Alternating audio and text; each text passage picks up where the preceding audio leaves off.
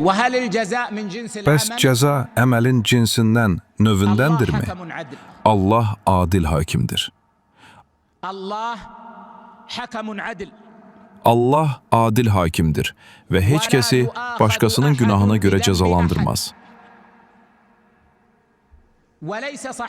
Bəzi elm əhlinin kim zina edərsə, onunla da zina edilər və ya onun ailəsi ilə zina edilər deməsi doğru deyil. Allah adil hakimdir. Lakin o günah işləyən kəs öz nəslinin fəsada uğramasına şərait yaradır. Belə ki, onun öz fəsadı, günahı səbəbindən ailəsindəki qadınlardan biri körlanaraq zina bataqlığına düşə bilər.